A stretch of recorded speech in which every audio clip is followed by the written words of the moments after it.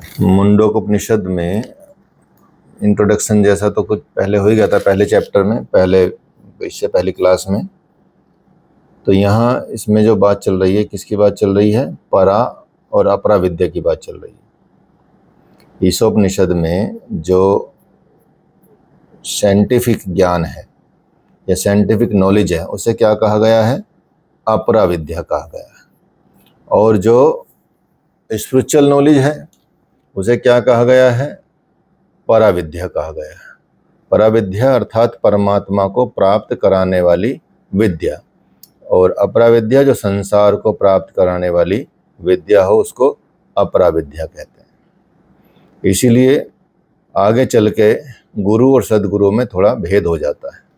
गुरु जो आपको संसार और जो सारा जो स्पिरिचुअल का साइंटिफिक ज्ञान है वो देने वाले होते हैं। गुरु मतलब टीचर कह लो, गुरु कह लो। लेकिन जो सदगुरु जब बन जाते हैं, तो सदगुरु जब कोई मिल जाते हैं, तो वो हमेशा आपको पराविद्या की तरफ ले जाते हैं, अर्थात स्पिरिचुअल ज्ञान की तरफ ले जाते हैं। उससे बढ़कर कोई ज्ञान नहीं है, सारे ज्ञान की उत्पत्ति भी वहीं से है। तो जो भी ब्रह्मांड में ज्ञान है वो उसका उत्पत्ति पराविद्या ही है, अर्थात स्पिरिचुअल नॉलेज ही है। पराविद्या से अक्षर ब्रह्म का ज्ञान होता है, अर्थात जिस ब्रह्म का कभी क्षर नहीं होता, कभी विनाश नहीं होता, हमेशा अक्षय रहता है, हमेशा रहता है और होता है वो सिर्फ, मतलब उसका कभी ना आदि है ना अंत है। इस तरह का जो ब्रह्म है उसका ज्ञान हो जाता है। वो देखा नहीं जा सकता, ग्रहण नहीं किया जा सकता, उसका कोई वंश नहीं है, उसका कोई वर्ण नहीं है, उसके आँख नहीं है, उसके कान नहीं है, उसके हाथ नहीं है, पाँव नहीं है। वो नित्य है, विभु है और सब जगह पहुंचा हुआ है, किंतु सूक्ष्म भी है, अव्यय भी है, सब भूतों का कारण भी वही है। और जो शांत लोग होते हैं या जो धैर्यवान लोग होते हैं, जो ज्ञान प्राप्त करना चाहते हैं और उस तरफ अपना तप से, योग से जाना चाहते हैं, वो पराविद्या से उस ब्रह्म का साक्षात्कार कर लेते हैं, अर्थात स्पिरिचुअल नॉलेज से उसका साक्षात्कार कर लेते हैं। यहाँ जब ये बात कर रहे हैं कि उसको देखा नहीं जा सकता, ग्रहण नहीं किया जा सकता, उसका कोई वंश नहीं है, वर्ण नहीं है, उसका आँख नाक कान हाथ पाँव नहीं है, वो नित्य है, विभु है, इसका मतलब, कहने का मतलब ये है कि वो साधारण रूप से ऐसा नहीं आभास किया जा सकता उसका। उसके लिए विशेष तप, विशेष प्रार्थना, विशेष नॉलेज की आवश्यकता होती है। उस विद्या से उसको जान सकते हैं। इसलिए बताया गया है कि पराविद्या के द्वारा, अर्थात स्पिरिचुअल नॉलेज के द्वारा, जो सदगुरु के द्वारा दी जाती है, जो पहले शुरुआत हो सकती है आपके, हो सकता है किसी कर्म कांड से हो जाए, उपासना कांड से हो जाए, फिर ज्ञान कांड में आप पहुँचें, उसके बाद आप उसका साक्षात्कार के काबिल बन जाएं। उस आधार पर आप उनको प्राप्त कर सकते हैं, उस ईश्वर को प्राप्त कर सकते हैं, उसका साक्षात्कार कर सकते हैं। इसलिए बताया जाता है कि जो धीर लोग होते हैं, जो धैर्यवान लोग होते हैं, क्योंकि इसमें शीघ्रता नहीं हो सकती, क्योंकि जो विकार जन्म जन्मांतरों से इकट्ठे हुए हैं उनको पहले हटाना पड़ेगा, उनको पहले क्लीन करना पड़ेगा। आप देखेंगे भगवान बुद्ध के कुछ पिटक पाए जाते हैं, जैसे सुत पिटक है, विनय पिटक है, अभिधम पिटक है। इसके साथ साथ कुछ जातक कथाएं पाई जाती हैं। तो उन जातक कथाओं में भगवान बुद्ध के बारे में ये बताया जाता है कि ये पिछले 25 जन्मों से जो उनके अंदर कुछ कुछ कमियां रह गई थी, विकार रह गए थे कि जन्म में क्या था, वो सब उसमें लिखा है। और इस जन्म में उन्होंने उन सब को ध्यान में जा जाकर उन सब के जो कर्म थे उन सबको क्लीन किया, क्लियर किया, उनको हटाया, उनको वहाँ पे छोड़ा। और जब सब क्लीन हो गया तो उनको ईश्वर का या ज्ञान का या सत्य का, क्योंकि सत्य ही शिव है और शिव ही सत्य है, सत्य ही साक्षात्कार, मतलब सत्य ही सनातन है, सनातन ही सत्य है, और वही आत्मा है, वही परमात्मा है। अर्थात उस सत्य का आभास हुआ, चाहे उन्होंने उसको ईश्वर की संज्ञा ना दी हो, चाहे वो उन्होंने ईश्वर में विश्वास वाली बात ना कही गई हो, लेकिन उस शक्ति की बात कही है। उन्होंने इनकार भी नहीं किया है, स्वीकार भी नहीं किया तो इनकार भी नहीं किया, क्योंकि वो इस लफड़े में पढ़ना नहीं चाहते थे, इस पचड़े में पढ़ना नहीं चाहते थे कि भाई सब कभी कोई विरोधी हो जाएगा, कब कोई मतलब साथ में आ जाएगा, तो आपस में लड़ पड़ेंगे बाद में। तो उस तरीके उन्होंने उस पर शांत रहे, कोई ज़्यादा विस्तार से चर्चा नहीं की, कुछ शांत रहे, मतलब कोई उस ऐसे प्रश्नों पे वो शांत रहते थे जिन प्रश्नों से विभेद उत्पन्न हो सकता था, तो वो मध्यम मार्ग अपनाते थे, ना इधर का ना इधर का, तो सारे उन्होंने मध्यम मार्ग अपनाए।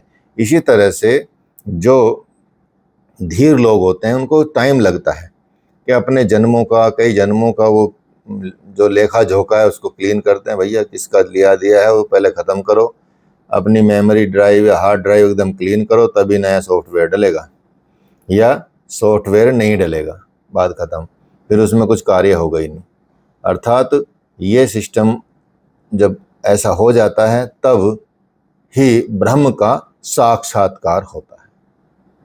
अर्थात जब इसमें बताया गया कि वो देखा नहीं जा सकता, तो फिर साक्षात्कार कैसे हो जाएगा? अर्थात वो अज्ञानियों के द्वारा नहीं देखा जा सकता, अज्ञानियों के द्वारा ग्रहण नहीं किया जा सकता। अज्ञानी उसका कोई वंश नहीं है, क्योंकि वो तो वंश तो है ही नहीं, वो सभी वंशों का है, सारे वंश उससे हैं, सारे वर्ण उससे हैं, ठीक है। उसके आँख नहीं है, कान नहीं है, ऐसा भी नहीं है, तो अज्ञानियों के लिए नहीं है सब चीज़ें। लेकिन जैसे जैसे आप उसमें चलते हैं, ये बात भी सत्य है, इनके लिए नहीं है, और जिनको साक्षात्कार करना तो वो उसकी तरफ बढ़ने लगते हैं। तो मकड़ी को देखा होगा आपने, मकड़ी अपने शरीर के अंदर से ही क्या करती है, एक कोई लिक्विड निकालती है, शरीर के अंदर से ही वो अपने जाल का निर्माण करती है शरीर के द्वारा ही। वो कहीं बाहर से चीज़ें उठाकर नहीं लाती, जैसे चिड़िया और कौवे वगैरह या पक्षी वगैरह बाहर से लकड़ियाँ वगैरह उठा के लाते हैं और फिर घोंसला बनाते हैं और फिर उसमें रहते हैं। मकड़ी का अलग सिस्टम है। मकड़ी क्या करती है, मकड़ी अपने अंदर से ही वो तत्व निकालती है, अच्छा, अर्थात वहीं से उसका विस्तार करती है अपने जाल का, या कह लें अपने संसार का। और जब उसको वहाँ पे उसका समय पूरा हो जाता तो उसी जाल को वो सिमेट लेती है, अर्थात उसको खा जाती है। इसी तरह जैसे पृथ्वी में, धरती में बहुत सारी औषधियाँ उत्पन्न होती हैं, पेड़ पौधे उत्पन्न होते हैं जंगल में, वो वहीं रहते हैं, वहीं उगते हैं, वहीं फिर उसी में मिल जाते हैं। तो इसी तरह से जीवित पुरुष के शरीर के ये जो आपके बाल हैं, केश हैं, लोम हैं, इसी तरह से उनमें निर्माण होता रहता है और बिगड़ता रहता है, बनता रहता है, बिगड़ता रहता है, ख़त्म होता रहता है, बनता रहता है। तो ये सारे उदाहरण ऐसे ही जो विश्व रूप है, अक्षर ब्रह्म प्रकृति रूपी, वो विश्व हो जाता है, शरीर बन जाता है, ठीक है। शरीर बन के मकड़ी की तरह ही, मतलब वो कह सकते हैं अक्षर ब्रह्म से ये विश्व निर्माण हुआ। निर्माण कैसे हुआ? उसने तप किया। तप का मतलब हो गया उग्र क्रिया की, एक्टिविटी इन क्लाइमेक्स। तप का मतलब ही उग्र क्रिया है। यदि आप तप नहीं करेंगे तो वो, जैसे कोई भी आप आसन भी लगाएं, प्राणायाम भी करें, षटकर्म भी करें, जैसे कल राज गोपलानी ने षटकर्म की कुछ क्रियाएं भेजी थी, अभी अच्छा प्रयास कर रहे थे, ठीक है। बस दंड धोती में थोड़ा पानी मुंह में ज़्यादा आ गया, उसकी वजह से थोड़ा सा और ठीक हो जाएगा नेक्स्ट टाइम में। तो खिलाने वालों ने ना, हाँ, बहुत ज़्यादा नहीं पीना, वो कुछ कम पीना है और उसी को निकालना है, ठीक है। तो वही मैं जानना था।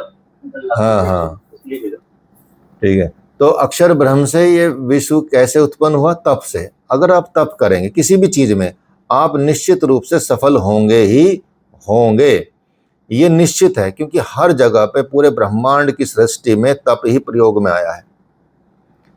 तप क्या है? आपको द्वंद्वों का सहन करना।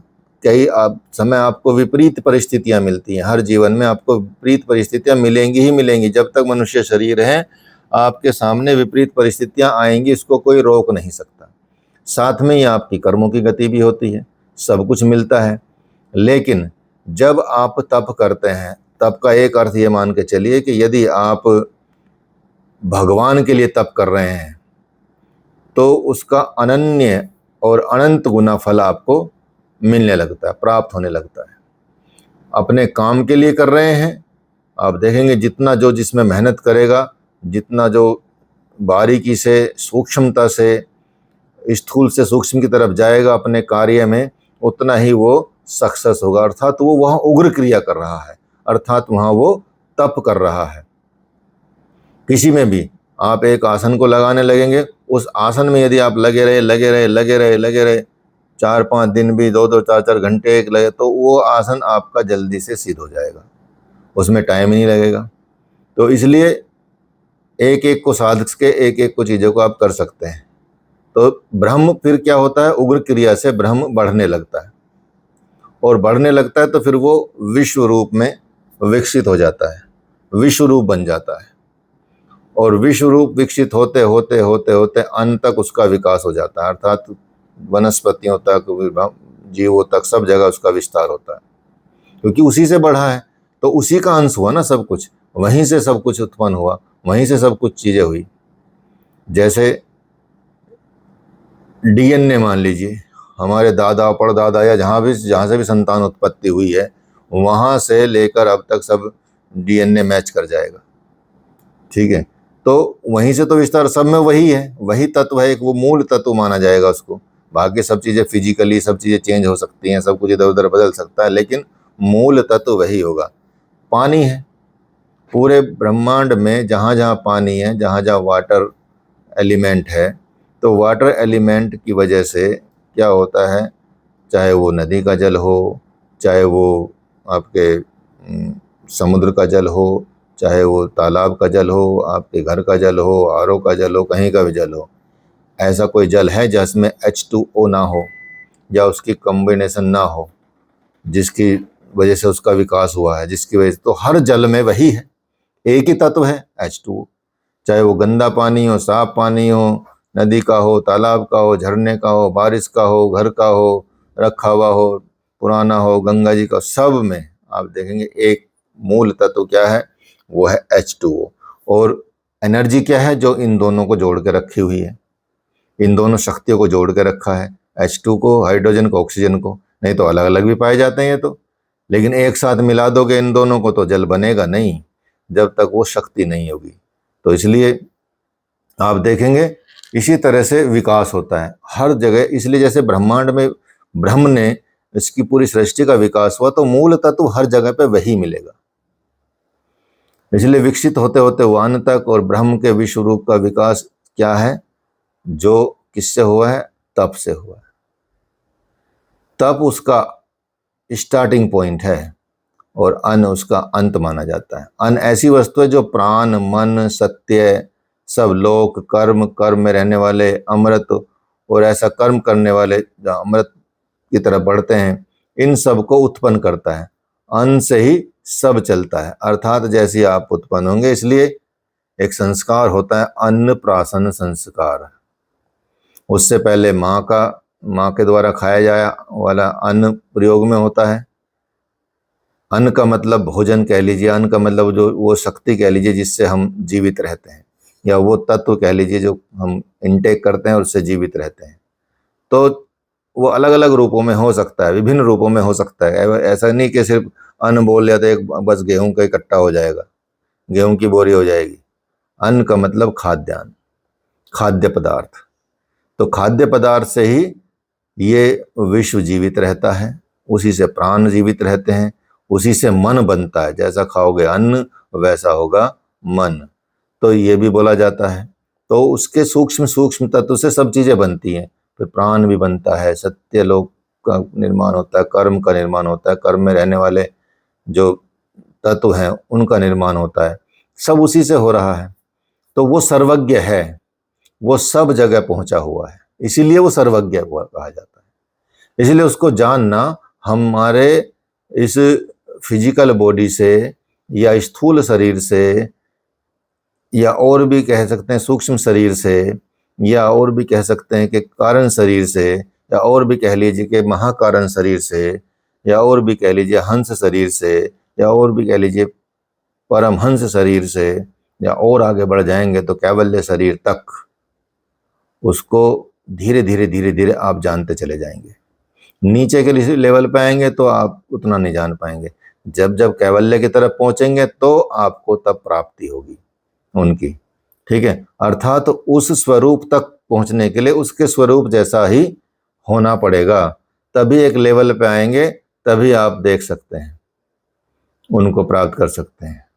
अर्थात यदि कोई नैनो टेक्नोलॉजी का पार्टिकल है तो वो उसके देखने की क्रिया आपकी आंख के द्वारा नहीं होगी, यहाँ तक कि आपके टच के द्वारा भी नहीं होगी, ठीक है। लेकिन उसके लिए यंत्र बनाने पड़ेंगे, उस लेवल पे काम करना पड़ेगा, तो आप देख पाएंगे उसको। वैसे नहीं देख पाएंगे, हाँ जी आप चाहे कितनी भी आंखों में दवाई डाल लें, कितने मोटे चश्मे लगा लें, कुछ फर्क नहीं पड़ने वाला।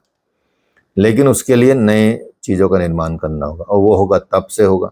इसलिए उसको प्राप्त करने के लिए उस तप के द्वारा, और तप क्या काम करता है? तप काम करता है आपका शुद्ध करने का, पवित्र करने का, प्योरिटी लाने का। जैसे सोने को तपाया जाता है, सोने को तपा के क्यों तपाया जाता है सोने को? क्योंकि उसकी इम्प्योरिटी निकाली जाती है। जब कभी आप ज्वेलर की दुकान पर जाएं कि जी हमको ये पुराना हार, पुराना चीज़ बेचनी है, तो वो क्या करेगा? उसको लेगा और उसको काट वाट के सीधा आग में डाल देगा, और फिर वो उसकी इम्प्योरिटी निकाल देगा। इम्प्योरिटी निकाल के जो 100% जो 24 कैरेट बनता है, उसके हिसाब से उसका फिर वो तय करेगा। तो जो इम्प्योरिटी है वो निकाल, किससे हुआ? वो तप से हुआ। इसलिए हमारे अंदर भी, शरीर में, यदि हमको अपने अंदर की इम्प्योरिटी खत्म करनी है, अपने अंदर की अपवित्रता खत्म करनी है, हमको पवित्रता की तरफ बढ़ना है, शुद्धता की तरफ बढ़ना है, तो तप वही काम करता है। तप हमेशा आपको शुद्ध करने का काम करता है, और आपके अंदर वो सामर्थ्य पैदा करता है जिससे कुछ भी चीज आप प्रकट कर सकते हैं, क्रिया हो सकती है। इसलिए भगवान भी, ब्रह्म के बारे में जो बताया गया है कि वो सर्वज्ञ है, वो सब जगह पहुंचा हुआ है, उसका तप क्या है? तप उसका ज्ञान ही उसका तप कहा जाता है। और हमारा तप कैसे प्रकट होता है? क्रिया के रूप में। उसका तप कैसे प्रकट होता है? ज्ञान के रूप में। हमारा तप क्रिया के रूप में प्रकट होगा, उनका तप ज्ञान के रूप में प्रकट होगा। इसलिए ज्ञान का स्रोत भी है वो, इसीलिए उसके लिए ज्ञान ही तप है। उसी के विकास से ये पूरा मतलब संसार, वृत्त रूप, नाम रूप वाला जगत और अन्न, ये सब उसके व्यवहार से चल रहा है, उसी से उत्पन्न होता है। कभी कोई ये सोचे कि भाई हाँ ये मैं कर रहा हूँ, मेरे से उत्पन्न होता है, ऐसा हो नहीं सकता। जब तक उसमें उस शक्ति का विकास ना हो, वो ना चाहे, तब तक कुछ नहीं हो सकता। यहाँ तक कि आपकी सांस क्या आपकी मर्जी से चल रही है? बिल्कुल नहीं चल रही है।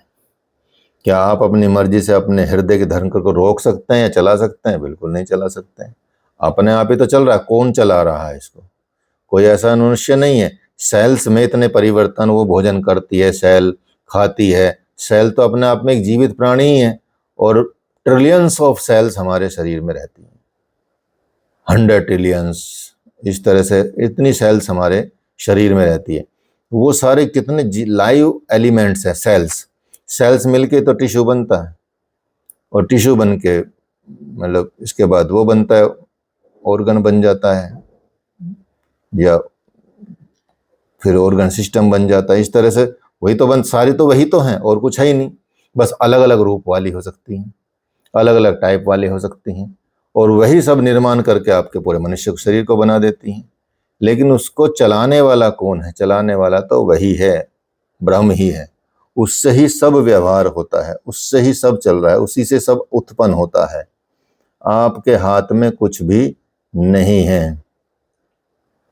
आप 1-2 मिनट सांस रोक सकते हैं, 5 मिनट सांस रोक सकते हैं, या जो योगी लोग होते हैं, चलो 2-2, 2.5 घंटे भी सांस रोक लेते हैं, लंबा समय भी, लेकिन वो उस रूप वाले होते हैं, तभी वो रोक पाते हैं, साधारण रूप से नहीं हो पाता।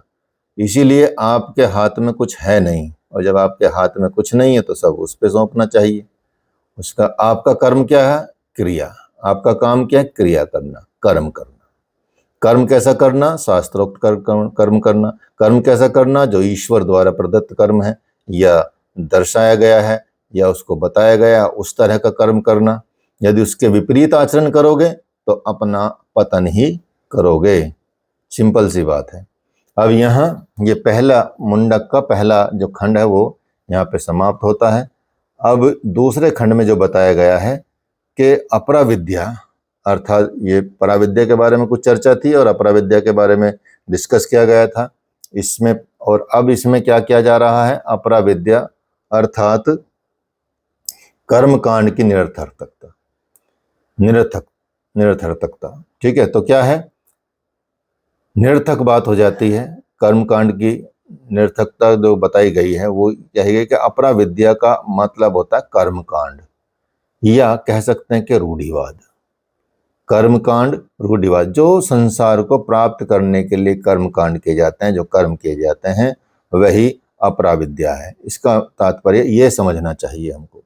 तो रूढ़िवाद पराविद्या का मतलब है ज्ञान कांड, अपरा विद्या का मतलब है कर्म कांड, और पराविद्या का मतलब क्या है, ज्ञान कांड। अर्थात इसे, क्योंकि भगवान को ही ज्ञान का स्वरूप बताया गया है, वो ज्ञान ही है, तो प्रगतिवाद भी इसको कह सकते हैं।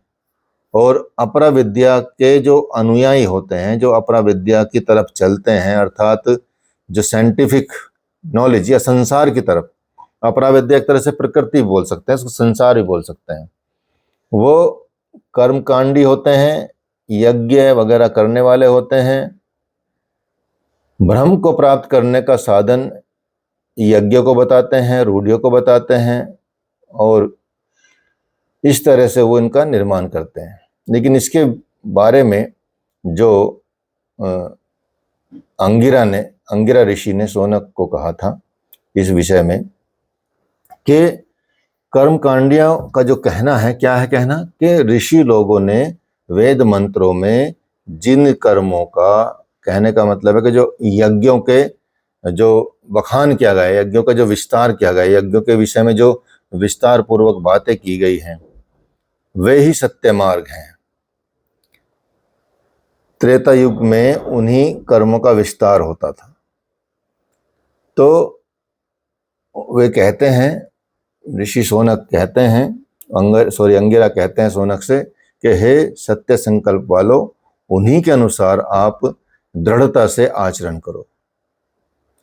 तुम अपने पुरुषार्थ से जिस भी लोक का निर्माण करना चाहते हो, अपने पुरुषार्थ से, पुरुषार्थ बड़ी चीज होती है, बड़ी शक्ति होती है। आपकी क्षमता, आपकी शक्ति, आपकी दृढ़ता, आपका तप, आपका मार्ग जिसको आपने चयन किया है, वो आपका पुरुषार्थ है। वो संकल्प ही आपका पुरुषार्थ है। उसमें तुम्हारा यही रास्ता है कि सत्य मार्ग पर दृढ़ता से कदम बढ़ाए चलो। इसी सत्य मार्ग पर, जो सत्य ब्रह्म का सत्य मार्ग है, उस पे बढ़ा के मतलब कदम बढ़ाना। हालांकि जो संसारिक मार्ग है, जिसको आप ये कर्म कांड बोलते हैं, कर्म कांड गलत चीज नहीं है, लेकिन जब हम उस स्थिति में पहुंच जाते हैं तो हमको ये निकृष्ट लगने लगती है। लेकिन इसकी प्राप्ति, जो पराविद्या की प्राप्ति के लिए पहले बेसिक रूप में कर्म कांड की आवश्यकता होती है। अर्थात उन चीज़ों से मंदिर जाना, यज्ञ करना, पहले वो तो भाव जागे, पहले वो तो भगवान के प्रति प्रेम जागे, उसके साथ ही तो होगा। इसलिए वो बहुत जरूरी है। यदि हम स्टार्टिंग पॉइंट में हैं, हमारा कोई पिछले जन्मों का कोई तप नहीं है, या हमने पिछले जन्मों में कोई योग मार्ग में कोई कदम नहीं बढ़ाया है, तो इस जन्म में यदि हमारा कदम बढ़ रहा है तो हमारी तो शुरुआत होगी वो, और शुरुआत इन्हीं चीज़ों से होती है। जैसे अष्टांग योग हुआ और हठ योग हो गया, दो योग आप पढ़ते ही हैं, अष्टांग योग पढ़ते हैं, हठ योग पढ़ते हैं। तो अष्टांग योग और हठ योग में डिफरेंस यही है कि अष्टांग योग के पहले दो यम और नियम सब फॉलो नहीं कर सकते, स्टार्टिंग से फॉलो नहीं कर सकते, शुरुआती योग में फॉलो नहीं कर सकते।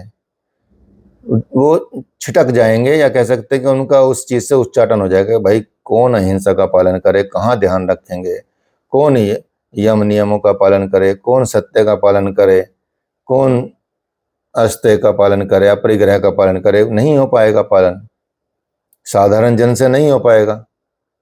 नहीं वो सौ संतोष तप स्वाध्याय ईश्वर प्रणिधान वाला पालन थोड़ा थोड़ा किसी में कर सकते हैं तो कर लेते हैं, अदरवाइज कंप्लीटली पालन नहीं हो पाएगा तो योग में आगे कैसे बढ़ पाएंगे। तो इसलिए उनके लिए हठ योग की परंपरा दी है भगवान शिव के द्वारा। ठीक है। स्वामी स्वात्माराम जी ने लिखा है, गैरंट संहिता में लिखा है, गैरंट ऋषि ने लिखा है। तो ये हठ योग कहाँ से आया? हठ योग मतलब पहले आप जो फिजिकल बॉडी है उसको हल्का करना शुरू कीजिए, उसको उसकी तरफ बढ़िए। अर्थात वो कर्म कांड वाला बात हो गई कि ये कर्म कांड है भैया, जल नीति करनी, सूत्र नीति करनी, धोती करनी, दंड धोती करनी, वस्त्र धोती करनी, संग प्रक्षालन करना या नौली करनी, त्राटक करना, कपालभाति करनी, बस्ती करनी है। ठीक है, ये सारी क्रियाएं क्या हैं? सारी क्रियाएं ये कर्म तो हैं, षट कर्म इनको बोला जाता है। देखो नाम भी षट कर्म ही है। तो कर्मों का विस्तार होता है पहले धीरे धीरे। तो जब आप अपने कर्मों से उस शरीर को हल्का कर लेते हैं, षट कर्मों से हल्का कर लेते हैं, तो आपका मन करता है कि चलो आसन वगैरह कर लिए जाएं।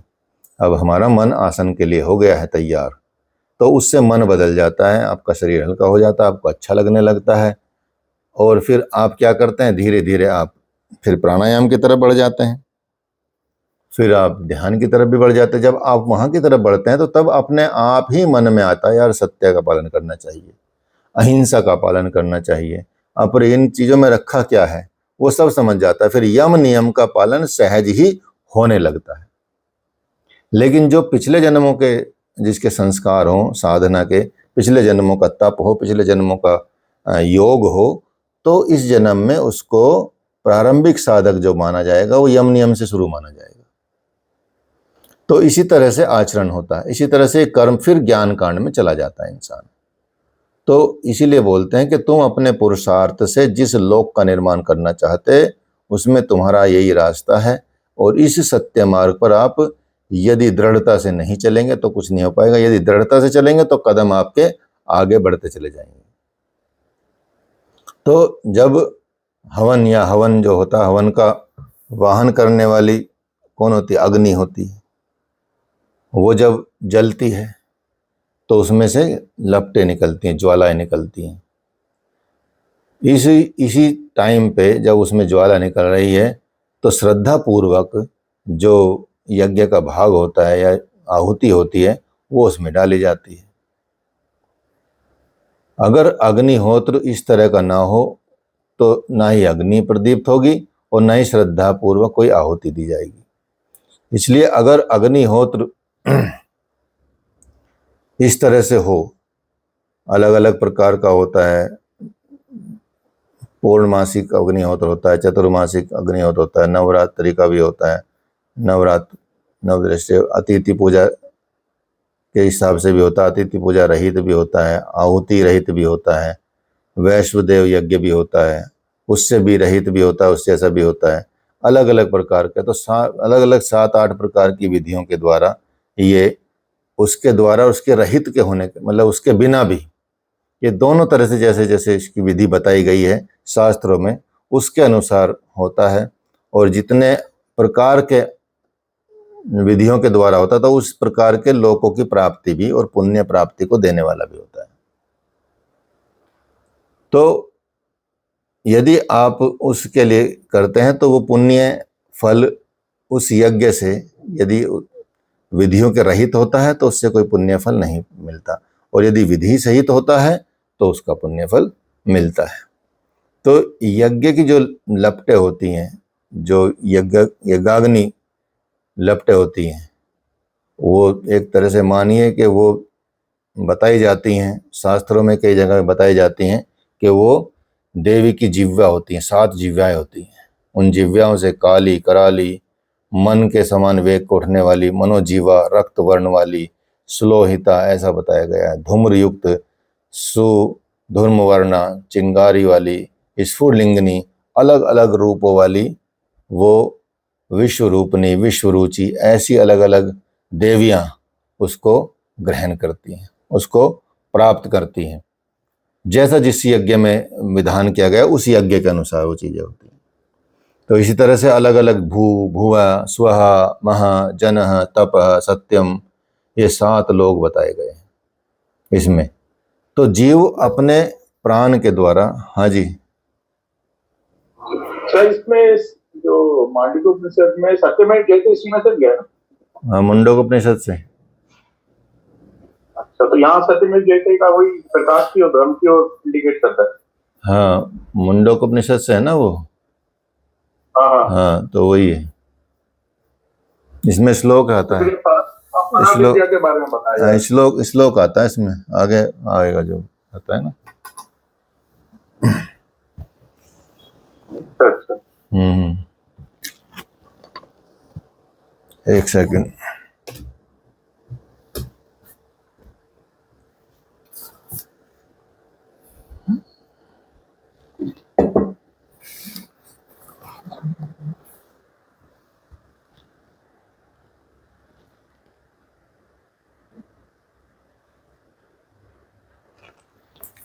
ठीक है, तो मतलब सत्य की ही बात की गई है इसमें कि सत्य क्या है। बाकी चीज़ों को तो व्यवस्था बताई गई है कि कैसे चलता है ये संसार, किस तरह से व्यवस्था चल रही है, कौन कौन से लोगों की चर्चा की गई है।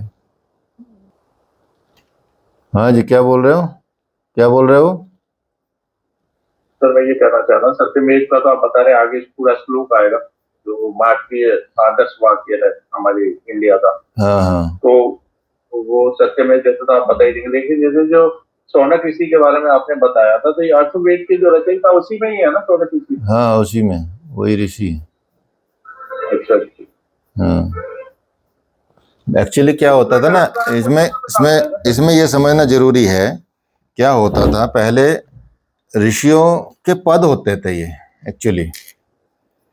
हाँ हाँ। जैसे जैसे मान लिया डीएम है, डीएम एक पद है, जिला मजिस्ट्रेट। ठीक है, तो अलग अलग कालों में उसका नाम आएगा, भाई जिला मजिस्ट्रेट, जिला मजिस्ट्रेट, जिला मजिस्ट्रेट ने ये किया, जिला मजिस्ट्रेट। अब ये नहीं पता चलेगा जल्दी से जब तक उसका समय का उल्लेख नहीं किया जाएगा कि कौन से जिला मजिस्ट्रेट।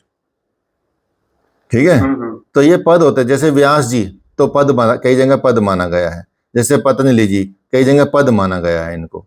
ये स्पेसिफिक कोई ऐसे स्पेसिफिक ऋषि नहीं थे, क्योंकि अलग अलग कालों में उनका विकास हुआ है, उन ग्रंथों का, उन शास्त्रों का, उन चीजों का। तो ऐसे इनका पद भी माना जाता था और ऋषि भी माना जाता था। ठीक है, तो जैसे चरक चरक ऋषि को और इनको मतलब क्या पाणिनि को और महर्षि पतंजलि को एक ही बोला जाता है कि ये एक ही थे। तो जैसे आयुर्वेद लिखा तो चरक नाम के पद से लिखा, और व्याकरण लिखी तो मतलब पाणिनि के नाम से लिखी, और पतंजलि योग सूत्र लिखा तो पतंजलि के नाम से लिखा। ऐसा तो वो पदवी था एक्चुअली। आया ना कि योगेन चितस्य पदेन वाचाम मलम सरेश च वैद्यकेन योपा करोतम प्रवर मुनि नाम पतंजलिम प्रांजलि राणतोष्मी। ये श्लोक में यही तो मतलब है इसका, कि जिन्होंने आयुर्वेद की रचना की और हमारे शरीर के दोषों को दूर किया, जिन्होंने व्याकरण की रचना की जिसमें शब्दों के उनके दोष को दूर किया, और ऐसे ही हमारे मन को, चित्त को, दोषों को दूर करने के लिए पतंजलि मतलब इसकी रचना की, उन पतंजलि को मैं प्रणाम करता हूँ। तो तीनों चीज इसमें आ गई, तो तीनों वही हुए। तो ये इस तरह से उल्लेख आता, तो इसलिए इनका जो शौनक ऋषि हुए, अलग अलग ग्रंथों में आपको अलग अलग, सूत जी हुए जैसे, अलग अलग हर जगह पे आपको सूत जी की चर्चा मिलेगी, शौनक जी की चर्चा मिलेगी। चाहे आप कोई सा भी बड़ा कोई ग्रंथ पढ़ें, पुराण पढ़ें, तो उनमें मिलेगा। तो वो एक तरह से पद माना गया इसको। ठीक है, इतना इसको थोड़ा सा समझ लेंगे। जिस समय जिस संदर्भ में उसका उल्लेख किया जाएगा, उस संदर्भ में उस समय का वो ऋषि माना जाएगा। मतलब वो समय परिस्थिति अनुसार हाँ जो उसका। हाँ, उसको समझ लेना अति आवश्यक होगा। इसलिए उनका उनका उनका आपको कोई जीवन परिचय भी नहीं मिलेगा ऐसा लिखा हुआ कहीं। सर अर्थवेद के बारे में हमको पढ़ाया जाता है, जैसे कर्म कांड की विधा, लेकिन हाँ, यहाँ परम विद्या के बारे में बात करते हैं, ब्रह्म तो कर्म कांड से दूरी है। नहीं ब्रह्म है, लेकिन अपरा विद्या तो होगी ना। वो जो अथर्ववेद वाली विद्या होगी वो तो अपरा विद्या होगी ना। तो उसमें इसकी भी चर्चा है और उसकी भी चर्चा है, दोनों की मतलब वो चर्चा है। साइंटिफिक हो गया, साइंटिफिक आ हाँ गया था। हाँ, साइंटिफिक है वो। तो वो वाली विद्या हो गई। मतलब ब्रह्म के अलावा बाकी सब अपरा विद्या है, चाहे कहीं भी चले जाओ आप। समझिए नहीं, संसार मतलब संसार जो भी है या साइंटिफिक जो भी है, वो अपरा विद्या में आएगा। सिर्फ उस ब्रह्म को जानने वाली विद्या को ही आप पराविद्या कहेंगे या स्पिरिचुअल नॉलेज कहेंगे, आदि अंग्रेजी में यदि बोला जाए तो। ठीक है, मतलब अपरा विद्या मतलब साइंटिफिक नॉलेज हो गई, इस वजह से अर्थवेद मतलब इंडिकेट। हाँ हाँ, अपरा विद्या तो कम्प्लीटली वही है, मतलब अथर्ववेद तो कम्प्लीटली वही है। ठीक है। हाँ, तो सारे कर्म कांडों से बताए गए हैं। तो इसलिए जीव का प्राण ये बताया गया कि ये 7 लोक बताए गए हैं। ये 7 लोक भू भुवः स्वः मह जनः तपः सत्यम। जीव अपने प्राण के द्वारा भूलोक से अलग अलग लोकों में से होता हुआ सत्य लोक तक पहुंचता है। अर्थात भूलोक में जन्म लेता हुआ धीरे धीरे धीरे धीरे बाकी लोकों में पहुंचता हुआ वो सत्य लोक पहुंचता है। उसका एक क्रम है। जीव का प्राण जब भूलोक में होता है तब, और अन्य लोकों में जब जाता है तब की अवस्था को यज्ञ कहा जाता है। जीव का प्राण जब भूलोक में होता है और धीरे धीरे जब अन्य लोकों से गुजरता हुआ जाता है, इस अवस्था को ऋषि अंगिरा सोनक जी से बताते हैं कि ये अवस्था क्या है, यज्ञ की अवस्था। अर्थात ये क्रम चल रहा है, ये यज्ञ चल रहा है। कहाँ? सत्य की तरफ जाने का। तो जैसे ये यज्ञ चल रहा है आपका योग की तरफ जाने का, धीरे धीरे ये यज्ञ में आहुति चल रही है, क्लास हो रही है, तो ये आहुतियाँ डल रही हैं, आप भी उसमें सहयोग दे रहे हैं, हम भी उसमें सहयोग दे रहे हैं। धीरे धीरे प्राप्ति क्या होगी आगे, अगर सब चीज़ें सही रही तो अच्छी प्राप्ति हो जाएगी। यदि किसी का अड़चन आ गई तो उसका वो छूट जाएगा, वहाँ तक फिर दोबारा उसको कहीं ना कहीं चीज़ें करनी पड़ेंगी। तो इस तरह से ये जो क्रम बताया गया है इसी को यज्ञ कहते हैं। इस अवस्था में प्राण की अग्नि जो है उत्पन्न होती है। भूलोक में प्राण की अग्नि का नाम है काली। भूलोक में प्राण की अग्नि का नाम काली बताया गया है, और भूलोक में अग्नि का नाम बताया गया कराली। स्वलोक की अग्नि का नाम बताएगा मनोजीवा। अब इसमें आप देखेंगे ये 7 लोक बताए गए ना, ये 7 आप चक्रों का भी मान लीजिए, 7 चक्रों से संबंधित भी इसको मान लीजिए। 7 का बड़ा रहस्य है, ठीक है। 7 चक्र हैं। सारे चक्र आपके स्थूल से लेकर धीरे धीरे धीरे धीरे सूक्ष्मता की ओर बढ़ते हैं। जैसे कभी मैंने बताया कि आपका जो स्थूल शरीर है वो आपका रिलेट करता है मूलाधार चक्र से। जो आपका सूक्ष्म शरीर है वो आपका रिलेट करता है स्वाधिष्ठान चक्र से। जो आपका कारण शरीर है वो आपका रिलेट करता है मणिपुर चक्र से। जो आपका महाकारण शरीर है वो रिलेट करता है आपके अनाहत चक्र से। जो आपका हंस शरीर है वो आपका रिलेट करता है आपके विशुद्धि चक्र से। जो आपका परमहंस शरीर है, आपने बहुत साधु संतों के नाम के आगे परमहंस लिखा देखा होगा, तो उनको यहाँ तक प्राप्ति हो जाती है, तो वो कहे जाते हैं परमहंस। तो वो परमहंस मतलब आज्ञा चक्र का शरीर है। परमहंस शरीर मतलब आज्ञा चक्र से संबंधित है, अर्थात उसकी जो स्मृति है वो उसमें रहेगी। परमहंस महामंडलेश्वर, वो तो एक मंडलेश्वर तो ये है कि भाई डीएम है बस। वो तो मंडलेश्वर का मतलब स्पिरिचुअल पद नहीं है मंडलेश्वर, ठीक है। स्पिरिचुअल पद है परमहंस होना, स्पिरिचुअल पद है हंस होना। ये मंडलेश्वर महामंडलेश्वर यहाँ दिए गए हैं कि भाई ये थोड़ा ऊपर है, थोड़ा नीचे है, ये थोड़ा ऊपर है, ये थोड़ा ऐसे दिए गए हैं। तो महामंडलेश्वर इज नॉट कोई ऐसा कोई ग्रंथ वाला शब्द दिया गया है। अब बहुत सारे ग्रंथ लिखे गए हैं, शब्द लिखे गए हैं, किसी ने लिख दिया तो अब आता है लिखा हुआ। ऐसे तो श्री आजकल के जो लेखक है ना वो महामंडलेश्वर का ज्यादातर। हाँ, तो वो आजकल के जो लेखक तो संसार जैसा स्वीकार करता है वैसा करता है, क्योंकि उनको अपनी स्वीकारता चाहिए ना। जब आपको अपनी स्वीकारता चाहिएगी तब आप जिस क्षेत्र में होंगे, जिस जगह का जो जिसका वर्चस्व ज्यादा होगा उसके प्रशंसा में वो चीजें लिखेंगे। सिंपल सी बात है। सत्य लिखेंगे तो उड़ा दिए जाओगे, ठीक है। जैसे आप तो मतलब पीसीएस यूपीएससी तैयारी कर रहे हैं ना, एक किताब थी अंग्रेजों के टाइम पे लिखी गई थी, भारत में अंग्रेजी राज। भारत में अंग्रेजी राज किसने लिखी थी? वो कौन थे उसके राइटर बताओ? भारत में अंग्रेजी उर्मिला थापर की बोल रहे हो? नहीं नहीं नहीं भाई, उर्मिला थापर तो वैसी वामपंथी है, देशद्रोही है, ठीक है। हाँ आप बताइए। हाँ, सुंदरलाल, सुंदरलाल, ठीक है। सुंदरलाल, हाँ, सुंदरलाल। तो सुंदरलाल ने लिखी थी उस वक्त में, ठीक है, जैसी वो किताब पब्लिश हुई, उस किताब के पब्लिश होने के बाद, क्योंकि उसने जो सत्य लिखा वो अंग्रेजों के वक्त का वो सत्य लिखा जो बाकी राइटर नहीं लिख रहे थे अंग्रेजों के बारे में, ठीक है, 2 पार्ट में वो किताब है। अब वो जला दी गई, उसकी ढूंढ ढूंढ के पूरे भारत से उसकी प्रतियों को जलाया गया, उसको जेल में भी डाला गया, बहुत सारी चीज़ें की गई। तो स्वतंत्रता के बाद उस प्रतियों को भारतीय प्रकाशन विभाग ने ढूंढा, कुछ बची हुई थी तो उसको दोबारा प्रकाशित किया, ठीक है। आपने पढ़ी नहीं होगी, अगर किसी को इतिहास में रुचि भी ना हो ना, जो बिल्कुल इतिहास से छिटकता हो कि भाई मुझे इतिहास बिल्कुल पसंद नहीं है, अगर वो किताब वो पढ़ना शुरू कर दे तो जब तक वो ख़त्म नहीं करेगा उपन्यास की तरह, वो छोड़ेगा नहीं उसको। ऐसी किताब लिखी हुई है वो। इसी तरह से उसमें अगर ऐसा लिख है, सर आपने जो नाम बताया लिख लिया मैंने, राइटर भी लिख लिया सर। हाँ, राइटर तो भारत, हाँ, ये मिलेगी कहाँ से? ये प्रकाशन विभाग की है। देखो ये रही, मेरे पास तो है, दिख रही है, ये है, ठीक है। ये प्रकाशन विभाग छापता है, सूचना प्रसारण मंत्रालय, देखो ये प्रकाशन विभाग छापता है इसको। ये ट्रेड फेयर में बुक स्टोर मिल जाएगी, ऑनलाइन मिल जाएगी। गवर्नमेंट पब्लिकेशन की है सर। हाँ, गवर्नमेंट की है तभी तो निकाल पा रही है सर।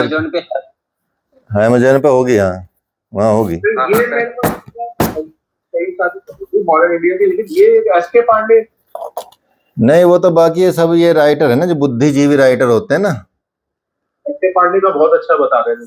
वही तो बता रहा, जो बुद्धिजीवी राइटर होते हैं वो चीज़ें लिखते हैं। अब इरफान हबीब हो गए और उर्मिला थापर हो गई, ठीक है, ये ऐसे कई राइटर रहे हैं जिन्होंने ग्लोरीफाई किया है किसको, गलत बातों को,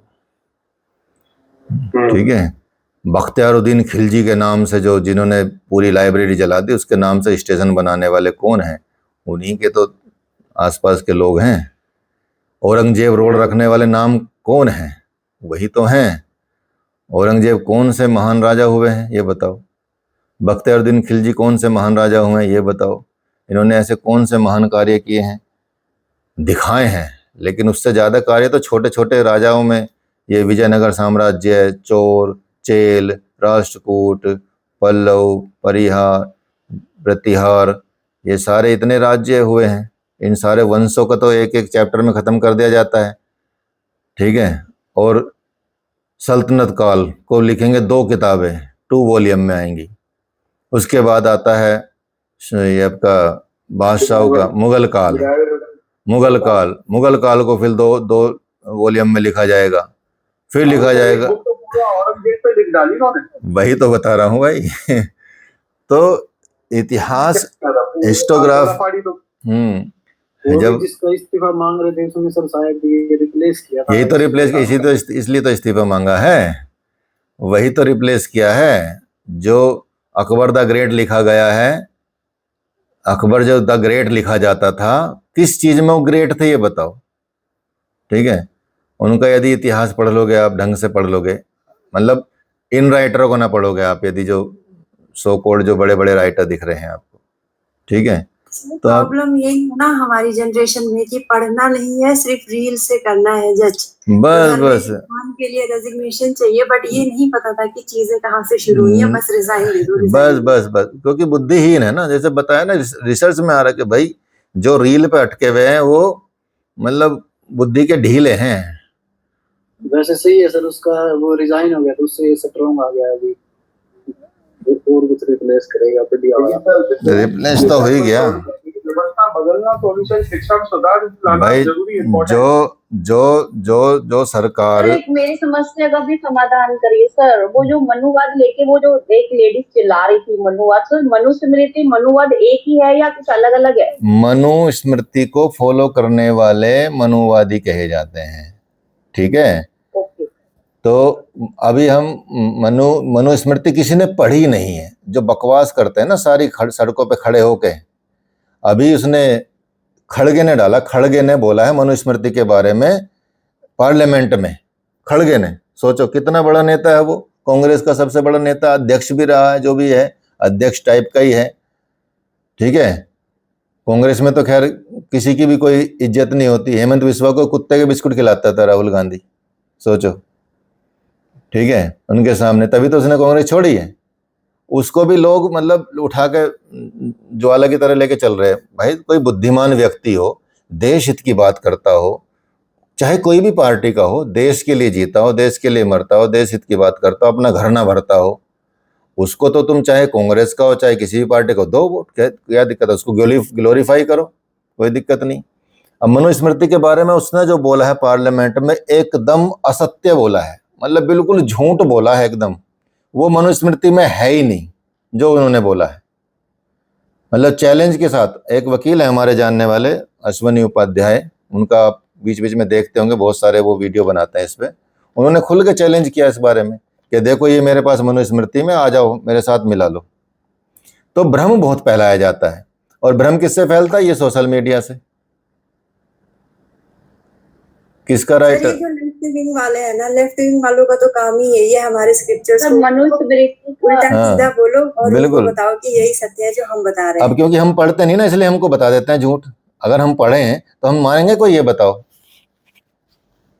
अगर हम पढ़ें कोई चीज, सपोज रामायण रामचरितमानस ही पढ़ें, अब कोई रामचरितमानस के बारे में गलत बात कर रहा है, तो हम विरोध नहीं कर पाएंगे। क्यों? क्योंकि हमको जानकारी नहीं है, क्योंकि हमने पढ़ा ही नहीं है, ठीक है। हम फालतू चीज़ों में तो लगे रहते हैं, फालतू चीज़ें पढ़ते हैं, लेकिन जहाँ पे पढ़ना चाहिए वो लोग प्रॉपर तरीके से अपने शास्त्र पढ़ते हैं, ग्रंथ पढ़ते हैं, अपनी चीज़ें पढ़ते हैं, बचपन से पढ़ना शुरू कर देते हैं। आप देखेंगे, चाहे वो कुरान शरीफ हो, चाहे बाइबल हो, चाहे इनमें मतलब जैन अवस्था हो, ऐसी चीज़ें हो, चाहे वो सब पढ़ते हैं। लेकिन हम मगर इसमें हम लोगों की गलती नहीं है ना सर, हम लोगों को पढ़ाया नहीं गया ना, हमें जोड़ा नहीं गया ना इससे। मैं खुद हिस्ट्री पढ़ के आई हूँ, हाँ। मुझे बहुत सारे युद्ध याद है, तो मगर सर वो क्या करें, हमने तो कुछ ऐसा पढ़ा ही नहीं अपने धर्म जैसा, ना हमारे घर वालों को मतलब इतनी ज्यादा विशेष जानकारी। हाँ, तभी तो धीरे धीरे उसमें भी विश्वास नहीं रहता, उसमें भी कोई बोल देता कि भाई क्यों जल चढ़ा रहे हैं। वो तारना वाला नहीं है तो तुलसीदास जी का, जबकि वो आचरण शुद्धि की बात करो, श्लोक को कोई ढंग से अगर समझे, तो कोई पढ़ा है तो समझे, लेकिन विपक्ष वाले महिला को इंडिकेट कर दिया, ये कर दिया, वो अलग है उसका मीनिंग अलग, लेकिन वो ये तो अर्थ का अनर्थ कर देते हैं ना लोग। और हम क्योंकि इतने एजुकेटेड नहीं बन पाते कि हम उसका विरोध कर पाए, तो हम उसको स्वीकार कर लेते हैं। सारे तो हम व्हाट्सएप यूनिवर्सिटी से और इससे फेसबुक यूनिवर्सिटी से पढ़ के आते हैं, ठीक है, तो वो रहता है। तो ऐसी यूनिवर्सिटी चल रही है आजकल, तो हर ज्ञान, मतलब आयुर्वेद का ज्ञान भी खा के कई लोग बीमार हो गए। वो जो बोलते रहते हैं, एक किताब उठाई, अब देख लो मेरे पास कितनी किताबें रखी हैं, सामने देख लो, ये सब आयुर्वेद की किताब रखी है, ये शास्त्र हैं, सुश्रुत संहिता, ये सारे जितने भी शास्त्र हैं सारे। कोई मेरे पास ऐसी किताब दिखेगी नहीं आपको कि भाई यहाँ कोई चूरन टाइप की किताब उठा के कहीं से बता दिया आपको, ठीक है। शास्त्रों को पढ़ोगे, सिस्टम को पढ़ोगे तो समझ में आएगा। ऐसे किसी ने लिख दिया, किसी ने बोल दिया यूट्यूब पे आके, फेसबुक पे आ गए, और आप यदि अप्लाई करने लगे और बस उठपटांग हो गया काम। उसको तो बेचारे को व्यूज मिल रहे हैं, उसके पैसे इनकम हो रही है, लेकिन तुम्हारा तो ईमान भी भ्रष्ट हो रहा है और शरीर भी भ्रष्ट हो रहा है, और शरीर भी नुकसान कर रहा है। कोई गर्म पानी बताता है पीने के लिए, कोई ठंडा पानी बताता है, यहाँ तक कि कई लोग तो बोलते हैं कि दारू पीनी गलत नहीं है, भाई पियो, कोई दिक्कत नहीं है, ठीक है। कई लोगों के मिलेंगे ऐसी। कई लोग बताते हैं कि माँ का खाना क्यों खाना चाहिए, भाई माँ के हाथ का खाना क्यों खाएं भाई, और किसके हाथ का खाना खाएं भाई, ये बताओ। ये बस माँ के हाथ का खाना कर करके उनको बेचारों को, माँ को ही परेशान कर दिया, ऐसा कोई होता है? ठीक है, फिर तो माँ तत्व ही खत्म हो जाएगा, क्या बचेगा? मातृ तत्व ही खत्म हो जाएगा, कहाँ से आएगा? तो ये सब चीज़ें, ये सब सोशल मीडिया पे चल रहे हैं ना, बड़े बड़े थोड़े गुरु टाइप के लोग भी करते रहते हैं बेचारे। हम जो लोग हैं अनपढ़ जैसे लोग, जिनका अनपढ़ का मतलब अज्ञानी लोग, जिनको हमको हमारे शास्त्रों का ज्ञान ही नहीं है, तो वो हम उनको स्वीकार कर लेते हैं। ये चलता है, इसलिए ऐसा चलता है। तो इसलिए मनुस्मृति को पढ़ना चाहिए। हाँ, राइटर चाहिए मुझे, आप जो कहेंगे वो खरीदूंगी सर। आर्य समाज वाली पढ़ लो। बाकी एक मेरे पास है जो मनुस्मृति है, ये मैं देख लेता हूँ किसकी है। हाँ, ये श्री रामचंद्र वर्मा शास्त्री की है ये वाली, ठीक है। आप आर्य समाज वाली ले लो, वो भी ठीक है, लेकिन आर्य समाज में थोड़ा सा ये रहता है कि बाकी इसमें थोड़ा सा मूर्ति पूजा पे थोड़ा विरोध करते हैं, उसको तो स्वीकार नहीं करना है उन चीजों को, ठीक है। शास्त्रों को स्वीकार करना है, जहां से शुरुआत हुई है अपने सनातन की। तो ये मनुस्मृति, इसको ले लो, ठीक है। तो ऐसे पढ़ना चाहिए। जब अभी तो मैं इसको डाल दूंगा, यूट्यूब पे भी डाल दूंगा इसको, मैं इसका बना रहा हूँ, ऑडियो बुक बना रहा हूँ, और भी ऑडियो बुक पढ़ी है मेरे उसमें, स्पॉटिफाई चैनल पे भी क्या बहुत सारी चीज़ें पढ़ी हैं, तो वो भी आप वहाँ भी सुन सकते हैं, ठीक है। तो इस तरह से आपको समझना चाहिए चीज़ों को, और हर इतिहास, हर चीज़ को पहले आप उसकी जांच करें, चाहे कोई भी सिद्धांत हो, चाहे मैं ही बोल रहा हूँ कि सर ने ये बोला तो मैं जांच करूँ पहले, ठीक है। जांच करो, कोई दिक्कत नहीं है। हमको बताओ, क्या पता हमको भी सुधार मिल जाए, हम भी सुधार कर लें अपने विचार में, हो सकता है हमको कहीं गलत ही चल रहे हो। तो ऐसी चीजें स्वीकार करनी चाहिए। सर मेरे को आपने बोला था 45 मिट्टियों का मैं भेजूंगा, 8 मिट्टी मेरे को एनसीईआरटी में नहीं है। अच्छा, एक्चुअली मेरे जो नोट्स है ना वो रखे हुए हैं मैं दिल्ली में, मुझे ढूंढने पड़ेंगे। तो दोस्त सर मिट्टी का बड़ा लफड़ा हो गया मिट्टी तो तुम ऐसी खोजने लगो ना, तुमको 10-15 प्रकार के तो अपने गांव में मिल जाएंगी, ठीक है। तो ये एनसीईआरटी आप कहाँ रहते हो? ग्वालियर रहते हो ना? मैं सोच रहा हूँ पीआईएल दायर कर दूं थोड़ी बहुत इनकम। आप ग्वालियर में रहते हो ना? हाँ। ग्वालियर से थोड़ा चलना, रानी घाटी की तरफ को चलना, शिवपुरी की तरफ चलना, और वहां से अलग अलग प्रकार की, अलग अलग कलर की मिलेंगी तुमको, अलग अलग क्वालिटी की मिट्टी, कम से कम 15 प्रकार की मिट्टी तुमको वहीं मिल जाएंगी। मूल मिट्टी जलोढ़ी होगी, हाँ, क्योंकि ये मध्य है, जलोढ़ मिट्टी है। मूल मिट्टी जो होगी ना जलोढ़ होगी, कलर हो सकता है उसमें आ गया। हाँ, तो समय के अनुसार पहले तो संगमरमर जो रहता है वो तो लाइमस्टोन रहता है, क्या रहता है, उसके बाद तो संगमरमर बनता है हीटर प्रेशर से, तो अलग हो गया ना तत्व, फिर ग्रेनाइट बन जाता है, फिर अलग तत्व हो गया, ऐसा बदलता है ना। सारी प्रोसेस चलती है। तो वही मैं कह रहा हूँ ना, जलोढ़ भी तो बदल जाएगी ना लंबे समय में। बट मैं क्या कहना चाह रहा हूँ, जो एनसीईआरटी बता रहे हैं वो 8 मिट्टी बताई गई है भैया। वो जो आप बोल रहे हो उसमें तो संयोजन वियोजन होगा, लेकिन मूल मृदा तो आपकी जलोढ़ी होगी ना। हाँ, 60 पूरे विश्व में 60 प्रकार की मिट्टी पाई जाती है, उनमें से 45 प्रकार की मिट्टी भारत में पाई जाती है। भारत है, वैसे मैं मान गया 60 तो पूरे उसमें होगी, मैं एक्सेप्ट कर रहा हूँ। हाँ, इंडिया में 60 तो 8 है सर। जब हम ज्योग्राफी में ये पढ़ाते थे ना, मौसम के बारे में और अपनी भारत की कैपेसिटी के बारे में पढ़ाते थे, तो यही बताते कि पूरे विश्व में जैसे 100% लैंड है, 100% लैंड में पूरे विश्व की सिर्फ 50%, 42 से 50% लैंड ही एग्रीकल्चर में प्रयोग की जा सकती है, मैक्सिमम बता रहा हूँ ये आपको। और भारतवर्ष की 92.7 या 5% लैंड को एग्रीकल्चरली प्रयोग किया जा सकता है, इतनी कैपेसिटी है, बिल्ड किया जा सकती है, ठीक है। इसी तरह से मौसम की बात करेंगे, पूरे विश्व में लगभग कोपेन ने 16 मौसमों का वर्गीकरण किया है, 16 टाइप्स के, ठीक है। तो 16 के 16 टाइप्स के मौसम भारत में पाए जाते हैं, पूरे 16 प्रकार के, ठीक है। दूसरा, इसी तरह से मिट्टियों का वर्णन करते थे हम, इसी तरह से चीज़ों का, तो ऐसा नहीं कि उस पूरा सैद्धांतिक उस तरह से करते थे, और पूरा का पूरा है। बल्कि एक बच्चा था, तो मैं पढ़ा था, मुझसे 2007 में पढ़ा था, उसने 4-5 साल पहले, 5-6 साल पहले बोला, सर आपके नोट्स अभी तक मेरे पास रखे हैं, मैंने कई स्टूडेंट को दे दिए, कई स्टूडेंट ने उसी में से सारे क्वेश्चन आ जाते हैं अब तक भी, ठीक है। मैं कहा भाई ठीक है, रख ले तो संभाल के इसको, मैं तो अब दूसरी तरफ चला गया हूँ। तो ये सारी चीज़ें हैं, तो उसको समझने का मतलब ये है। तो अगर आप डिपार्टमेंट में जाएंगे ना, यहाँ तक कि आप देखेंगे ना, जब वहाँ जाएंगे, अभी ट्रेड फेयर लगता है एग्रीकल्चर का ना, या पूसा इंस्टीट्यूट में जाएंगे, तो वहाँ भी आपको मिल जाएंगी लिस्ट। ठीक है सर, समझ गए? नहीं आपको ज्यादा पता हो तो हम तो नहीं, हमको भी ज्यादा नहीं पता, हम तो बस बता रहे हैं जितना पता है। ठीक है सर, पता है, चलिए सर, धन्यवाद आपने बताया। हाँ, ठीक है। बल्कि मध्य प्रदेश का एक ट्रेड फेयर में, मध्य प्रदेश से कुछ एक वो आता है, ग्रुप आता है, वो वहाँ की बहुत सारी मिट्टी लेके आता है और दिखाता है वहाँ पे अलग अलग टाइप की। अगर जैसे जियोग्राफिकल रीजन अगर हम डिवाइड करें, जो हमारा एरिया आता है वो आता है सेंटर वेस्ट, यानी कि ग्वालियर जो आता है ना, अप साइड आता है, तो वहां पे जलोढ़ मिट्टी का, क्योंकि वो यूपी से टच है, यूपी में जलोढ़ का पूरा, ठीक है। नीचे जाता है मिडिल एरिया में, जाते हैं इंदौर वाला एरिया, वहां आपको ब्लैक सॉइल मिल जाएगा। और यहाँ बघेलखंड साइड जाएंगे लाल पीली मिट्टी मिल जाएगी, वो जो आपकी ज्वालामुखी उद्गार से बनी काली मिट्टी का जो संयोजन होता है। हाँ, ये क्या है ना, मोटा मोटा क्लासिफिकेशन है, ठीक है। हाँ, तो भूलोक में क्या बताया, भूलोक में प्राण की अग्नि का नाम काली बताया गया है, और भूलोक की अग्नि का नाम कराली बताया गया, स्वलोक की अग्नि का नाम मनोजवा बताया गया है। इस तरह से आगे इस तरह का पूरा सिलसिला चलता रहता है, जो अलग अलग प्रकार के। तो जीव अपने प्राण के द्वारा जिस लोक में जाता है, उस लोक की अग्नि उसमें प्रदीप्त हो जाती है। यहाँ प्रश्न ये उठ जाता है कि ये लोक क्या है। ये लोक शरीर में अलग अलग चक्र हैं, जैसे मैंने अभी बताया ना आपको, अलग अलग चक्र हैं। तो ये 7 लोक बताए, 7 चक्र बताए गए। इसलिए मूलाधार चक्र भूलोक है, और ब्रह्मरंध्र चक्र क्या है, सत्यलोक है।